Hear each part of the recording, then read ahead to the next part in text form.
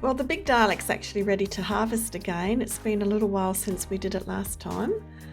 So what I'm just doing here is scooping off the top few layers of it. I've probably already dug down about 2/3. I thought, well, I won't go through the sifting process. You can watch one of those in my other videos. Didn't water this one. I didn't put any water on it because I wanted it to be a semi sort of dry, but not completely dry, and it has just sifted through my trusty old green sifter into this 45 litre tub, and I've probably already got 1/3 of compost out of this, compost slash worm castings, and this is just the slightly bigger particles. Some of it is probably still a little bit damp. If you squish it up, it does break down to nothing, but it just doesn't go through the sifter. It'll just clog it up, so I can just put that back in to replenish the bin when I reset it. Because it takes such a long time for your compost to break down, you actually want to use it wisely, and you can either top up some beds just to rejuvenate them, put a bit more activity in the soil.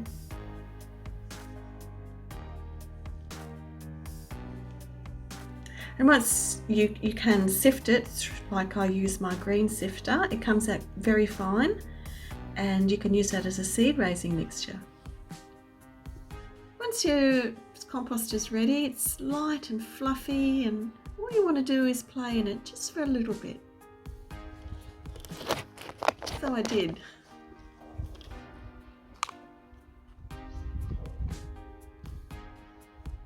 All up, I've got this probably just over half a tub there. I've got a 9 litre bucket there, and I've also got another, I think that's about 9 litres as well. So that's a 12 litre bucket. It's a 12 litre and 9 litre.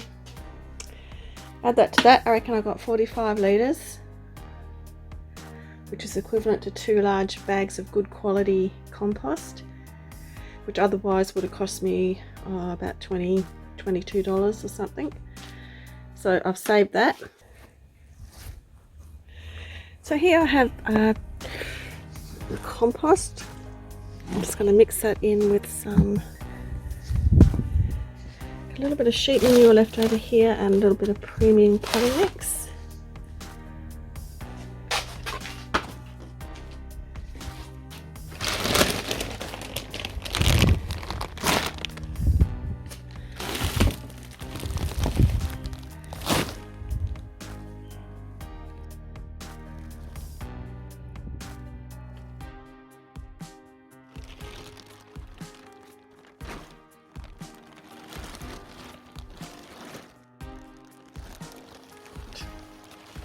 So this sheep manure that I'm using I've had that for several months in the shed. It's just the last bit. So it would be quite aged, so I'm very confident that there's no worming treatments left in this manure. If you do get fresh manure from the side of the road, or from a farm or something, just be mindful that it's quite possible they'll have a worming treatment still in the manure. So you don't want to put that anywhere where you've got composting worms or earthworms, because that will definitely kill them off, and we don't want that. I've just put a layer of cardboard down, and I've put a nice thick layer of this mixed compost on top here.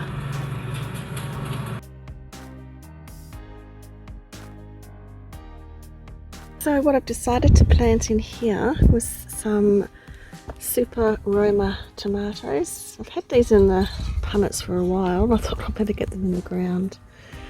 They're looking a little bit sad at the moment. Hopefully they perk up once they start growing.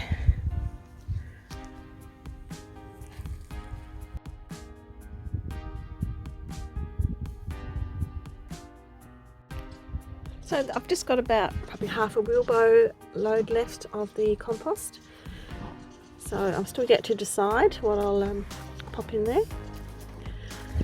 I do have 2 new seeds that I trying to start growing. I mean, these ones here, honestly, they're just like pop up everywhere. They're around town. I already got a few growing at the front of the lawn, but I thought I'll just try and grow some from seed, and some giant blue pansies. Really interesting. So I'm going to use my seed raising mix to hopefully start some seedlings up with them. Okay, so just got a couple of old seed trays.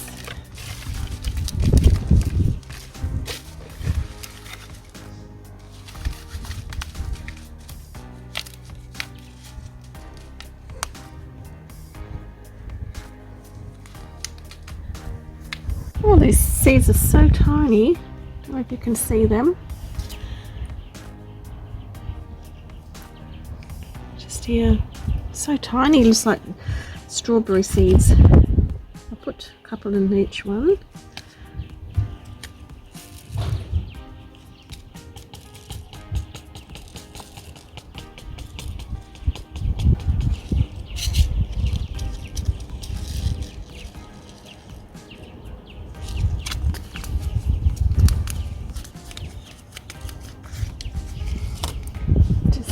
A little bit on that on top, turn them down.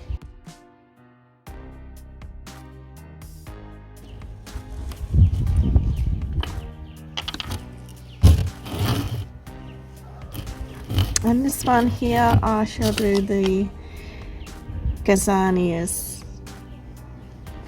Very drought hardy plants, these ones, and tolerates all types of conditions.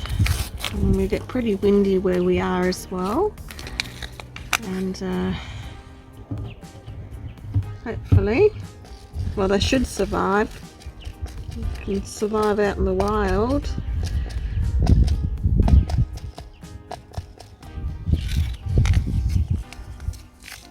I don't measure anything, I just guess it.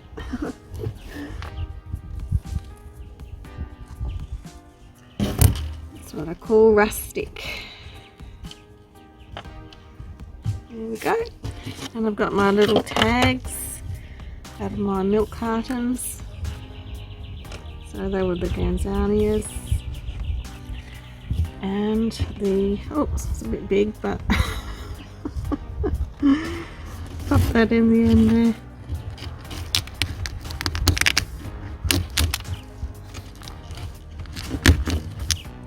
And I'll just give them a little sprinkle of water. So what I'll do here is I'll just put another little small bucket of the compost just to mound it up a little bit there.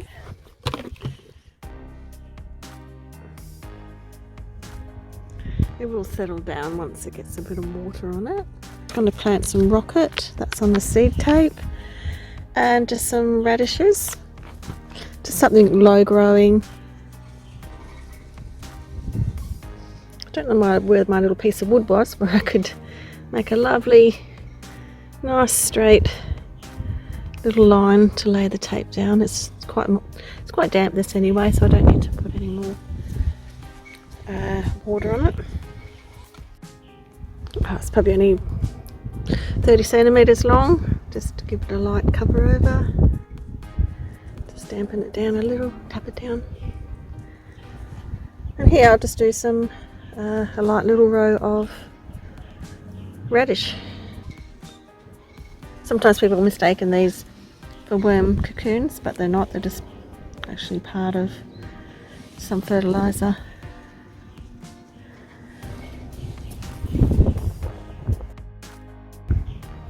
A lovely blue colour, these radishes. There we go. See, these tomatoes will still have enough aeration around them, so, and these will just won't grow too tall, and yeah, nice little combination. I'm going to pick some silver beet. Going to make a nice spinach pie for tea. The leaves are getting quite big on them. I just keep cutting the leaves off and they just keep growing and getting thicker and getting more leaves. So to be a small space gardener or a small scale gardener like I am, you can just start off growing some veggies in pots. I mean, super fast things to grow. Lettuce, silver beet, those ones can regenerate themselves. So you just cut the leaves off. You don't need to pull the whole plant out. Like you can see with my spinach plants, it's just, I get such a long growing season out of them. So I encourage you to just go and buy a pot and just go and plant one of those things in there, and it just might get you inspired to start another one and continue on, but you know, just within your own means. So if you like this video, please give it a thumbs up. It just really helps my channel out, and consider subscribing if you wish to, and we'll see you in the next video. And thanks for watching. Okay, bye.